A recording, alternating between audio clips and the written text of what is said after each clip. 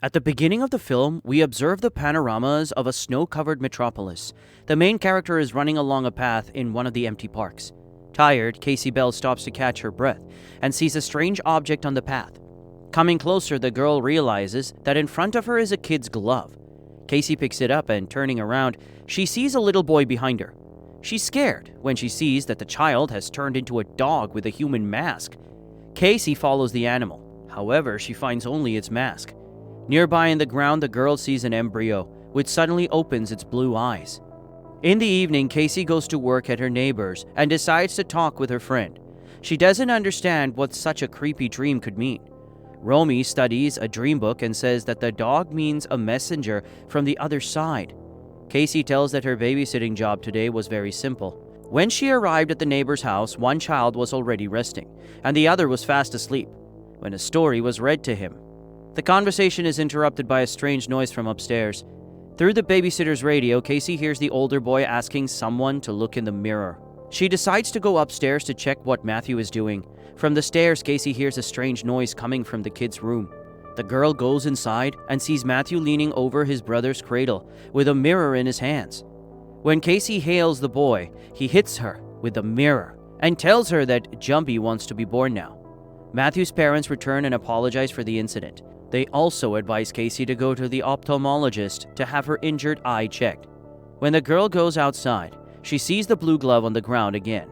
Casey comes home and tells her father that she's going to bed. She washes her face, but soon she returns to the bathroom and stares intently in the mirror. Before going to bed, Casey turns around to her photo with her mother and then closes her eyes. During the night, the drawer behind the mirror makes a lot of noise and moves. In the morning, Casey decides to make breakfast and is greatly scared when one of the eggs contains an insect. Looking out the window, she notices Matthew standing in front of the house. In the afternoon, Casey meets her friends and boyfriend. Mark doesn't pay much attention to the boy's behavior. Romy, on the other hand, says that a newborn shouldn't see himself in the mirror until he's a year old. It's bad luck. The baby might not survive.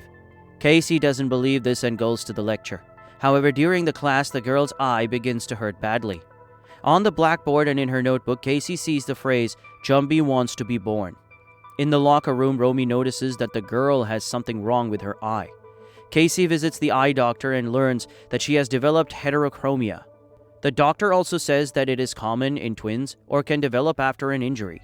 The girl is walking along the street with Mark when she again notices the boy from her dream among the passerby. Casey offers the boy to stay with her as her father will not be at home. After night games, the girl says that she is afraid of losing her life because then all her thoughts will disappear. Casey doesn't believe in the afterlife since she doesn't feel the presence of her mother nearby. She admits that she has been angry at her mom for a long time for leaving them. Casey then goes to the bathroom and decides to examine her eye. The girl hears a noise in the locker and decides to open it. Instead of the locker, Casey sees the scary boy from her dream.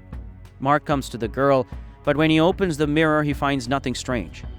The next day, Casey goes for a run and notices a strange tumult outside her neighbor's house. One of the women tells her that the couple has lost their youngest child. Casey visits the ophthalmologist again and learns that her heterochromia may be caused by chimerism, seen mostly in twins. The girl goes to see her father at work and learns some shocking news. Casey's mother was pregnant with twins. However, the character's brother suffocated due to the umbilical cord wrapped around him. Casey also learns that the boy had a name of Jumpy. Upon returning home, she decides to go through her mother's things. Casey finds a photo of the strange boy from her dreams, as well as a newspaper with Sophie Kolsma's name circled on it. The girl decides to visit her and learns that the woman is in a nursing home. Sophie talks friendly to Casey until she sees a photo with a boy. After that, the woman behaves very aggressively and chases the guest away.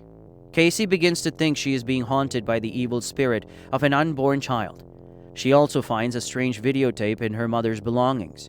Casey realizes that it shows the chamber where the woman committed suicide. Mark asks the girl not to be so superstitious and decides to take her to a club to relax. In the crowd dancing, Casey notices the creepy boy again and decides to wash her face to calm down. She feels sick and goes to the bathroom. However, even there, Casey is not left alone. From a neighborhood stall, many bugs crawl toward the girl. Casey starts screaming hard and can't get out of the toilet. She even sees her mother. However, at that moment, Mark and Romy run into the room. They try to calm the girl down and reassure her that she is safe. Running home, Casey talks to her friend and is very worried that she will be attacked by the spirit again. Romy advises the girl to put a pair of scissors under her pillow. However, during the night, the girl still has a nightmare in which a baby ripped her stomach.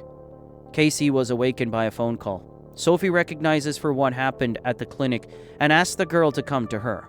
Casey guesses that the woman is actually her grandmother. Sophie confirms this and asks the girl to go to her soon. The woman tells her that the boy in the reflection is her twin brother, Barto. Together with him, Sophie was in Auschwitz. They were taken to a doctor who selected only twins.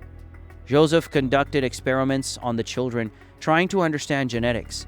The man was most interested in how to get blue eyes from brown eyes.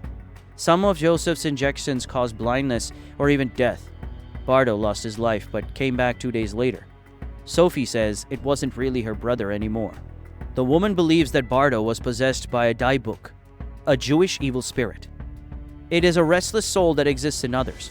Sophie realizes that her brother was possessed, so she had to destroy him. The woman tells that the Dybbuk has haunted their line ever since. The spirit tried to possess Casey's brother and then switched to her herself.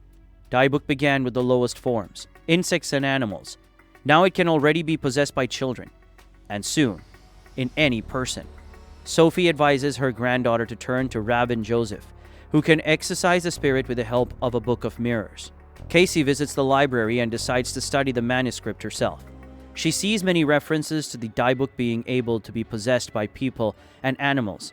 The next day, Casey visits Rabin and brings him the manuscript. Joseph is skeptical about the idea of exorcism and doesn't believe in the existence of the Dybbuk. Casey then asks Rabin to translate the book for her, as that is what her life depends on now. The girl returns home and follows Sophie's instructions.